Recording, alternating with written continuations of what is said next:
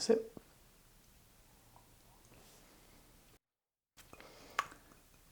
One thing that doesn't let me down on a weekly basis, Inglewood coffee. Oh boy, when you're saying that, your team must be really, really struggling.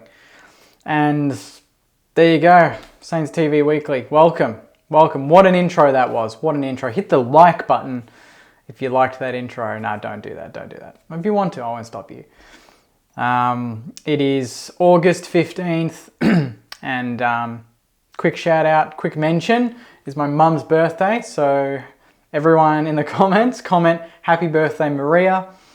Took her out for a nice lunch yesterday, and obviously it would have been a good early birthday present for the Saints to get up on Friday night, but that wasn't the case. So Mum, I love you. Have a great day, and thank you for being an amazing mum, and also thank you for making me a Saints supporter. You've done a good job there. So that's that. But yeah, straight to the game. Obviously, Friday night football, needed to win to keep our season alive. And we went down to Brisbane by 15 points, and essentially that is our season, like top 8 chances done. We would need the Dogs to lose this weekend and to overturn a roughly 150 point turnaround for percentage with Carlton. So we need Carlton to lose by, say, 80, and we win by 70 against Sydney, which is just the way Sydney are going. We're the ones that are going to get done by 70. So we don't need to really look beyond next week. I wouldn't have thought it'd be silly to do that.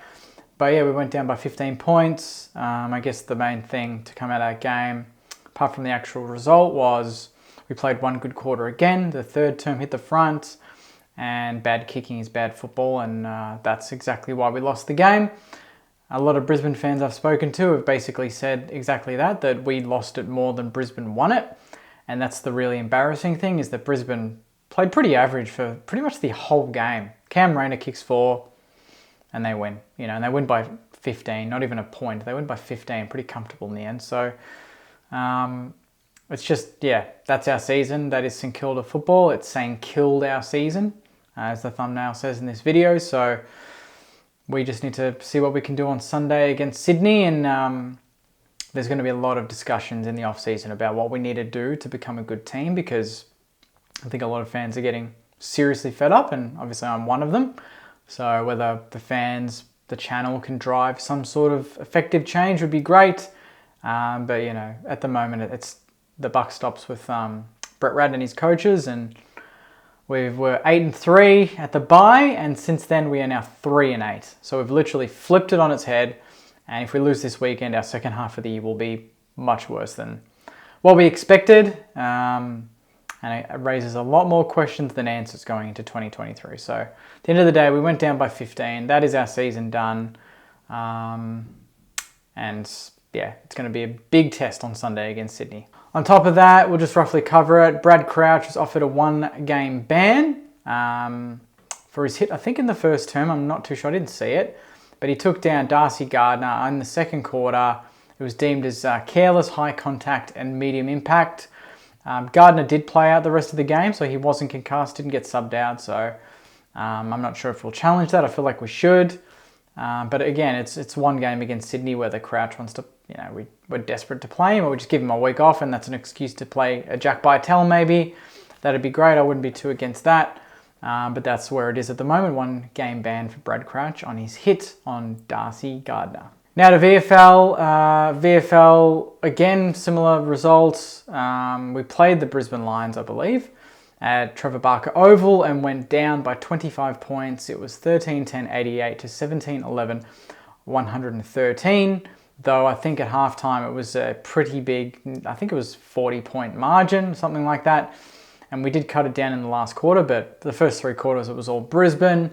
They were by far the better team, and their seconds have been very good in the VFL for a while, I think, and they did a good job on us. I think it was 9-2 at halftime. It was a big margin we clawed back. We kicked 11 goals to 6 in the second half, so we finished the game well. Bytel was probably best on ground. Tyson Milne kicked 2, which is great. Dean Ken kicked 3. Lowe kicked 4. And Connolly, Burns, and Campbell and Bytel were probably the standouts based on the report. You would like to think that maybe a Bytel. I'd even love to see Tom Campbell and Connolly come in and get a game. I think out of everyone, Tom Campbell probably deserves a game more than anyone. He's dominated at VFL level, continually getting a lot of the ball. 40 hitouts, 20 possessions and 12 clearances against Darcy Fort, who is, an AFL standard ruckman for Brisbane. So that is a huge effort on another, AFL competition rated ruckman. And I'd like to see him get a go. And even then, that means we might be able to rest Marshall forward a bit more against Sydney, which I think in previous games against Sydney, it's actually been quite effective. So it could be a shout for that as well. So VFL, they went down by 25, but again, Bytel 27, Burns 25, and Tom Campbell 20 with 40 hitouts. Plenty of players there that can get a game this week to end out the year. Now for some AFLW, there was a Pracky game on the weekend. I think it might have been actually on Friday. They played that against Brisbane as well. They went down 16-42. So that was the result. Pracky game, so not much to read into it, I wouldn't have thought. Erin McKinnon was head and shoulders, apparently St Kilda's best player. I didn't get to watch much of the game, but I heard that she was actually very good. And she filled the void without Caitlin Greiser. So big season ahead for the girls. And they're going to be led by none other than Hannah Priest. She will be St Kilda's sole captain for the second consecutive season as part of the club's 4-woman leadership group. The leadership group is rounded out by co-vice captains Kate Sherlaw and Bianca Jacobson, who's been elevated to the role following her best and fairest campaign last season. And then on top of that, All-Australian recruit Nicola Stevens rounds out the leadership team for the upcoming season, receiving overwhelming support from the playing group despite her recent arrival at Moorabbin. So that's the season ready to go. I think it's a couple of weeks to go until the first game, but they got the Pracky game done. Didn't win, but good to get the run in. And Hannah Priest, much deserved captain to lead the club this year. So congrats to her and good luck in the girls in the next couple of weeks in preparations for round 1 of the AFLW season. Now, this is the most intriguing, whatever you want to call it, part of the video. Player ratings is already out, so we're not doing it at the end of the video this week. We're going to get straight back into questions, and as you would have thought, there are a lot of questions to get through in this video, so let's get straight into them. This one's from Nathan. Is this season a failure in your books?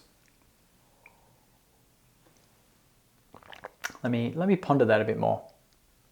10th place, only one more win since last year. Percentage 100, could go down if we get spanked by Sydney. Is it a failure? Yes it is. Minimal injuries, we've had a few, but not as many as last year. We're only one more game ahead of last year. The worst part is we were 8-3 at the bye in the top 4, with a difficult draw to come. But nonetheless, you'd think you'd win 4 or 5 out of the rest of the year, and that's finals. We've choked. We signed Brett Ratton at probably the wrong time. Rewarded, players that were in poor form with games. And I guess the only pass out of this year is the fact that we got minutes into Winhager, into Sharman, into Owens, into Nasaya, Wanganeen, Malira. These sort of guys that have come in first year and done an amazing job. So that is the pass mark. The rest, I'd say that's a big fat failure for me, especially if we get done this weekend. If we win this weekend, you finish 2 games better off than last year, but you still miss finals. Probably squeezes of just 50% mark, maybe a pass, but I really think that it was finals or bust this year for me, for a lot of Saners, and the fact that that's not going to happen is automatic fail. This one's from Jack. Thoughts on Lenny Hayes coming back to the club? Thank you. I mean, it's not guaranteed yet, so don't get your hopes up, and other Saners' hopes up, but Ratton has finally publicly come out. He said it on 3AW before the game on Friday night that they are looking and pursuing Lenny Hayes. He was a coach at GWS during their grand final year. He was midfield coach, done a great job there. He's a great of our club. He was a fantastic player, as we all know. We all respect him. We all love him. And you just feel like that bringing a player like him in would demand a lot more respect. No offense to the coaches that have been there in that role or at the club currently, but you just feel like someone like Lenny or Rui walking into the doors, you're like, shit, I have to listen to this guy. Otherwise, I'm not getting a game.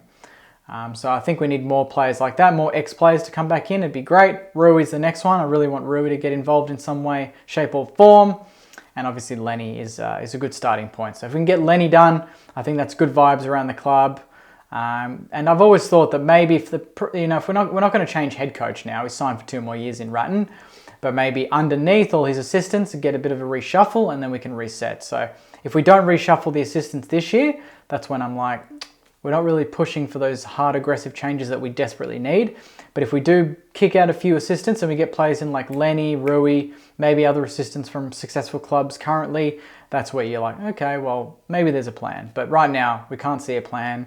But that is good news and brings a smile to my face because, I do love Lenny, as we all do. So hopefully we can get that over the line and get Lenny Hayes back through the doors at Moorabbin where he belongs. Jackson's asking, what's our biggest problem? I mean, there's a lot of problems, but our biggest, I personally think, is on-field organisation and leadership. Now, by that I mean, third quarter, Max King's had a few missed shots, okay? We're in front. At 3/4 time, no one went up to Kingy, gave him some sort of support, put their arms around him. Even after a couple of misses in the fourth, when we were still in the game, I didn't see Jack Steele go up to him and say, hey, we trust you, mate. Like, get your head up. You're a gun. Yes, you've missed a few, but get your head back in the game. We trust you. We're going to kick the ball to you. I'm your captain, and I think you can win us this game. I believe you will win us this game. Let's get it done, mate. Get him up and about. We don't do that. We don't excite each other, do we? We don't have other players pumping up other players, pumping up their tires, getting them up going. Even if it's false hope, just get them going. Then that gets the crowd going, because that's another thing. The crowd, our biggest problem is there were more Brisbane fans there on Friday night, I reckon. Like, they were louder, they were vocal, even when they were behind and they were shocked in the third term. It just felt like they were still louder at times. I don't know. I just feel like on field, off field, the club, we're just not very good at getting everyone up and about. And I think maybe that's just because of 60 years of false hope and failure. But at some point that needs to shift, and I don't know how we can shift it, but I think it has to start with the players. If you see Jack Steele doing it, you see Wilkie, Membry doing it, I think it just lifts everyone else around them. And we didn't see anyone doing that on Friday night when we needed it. And lastly, this one's from Mitch.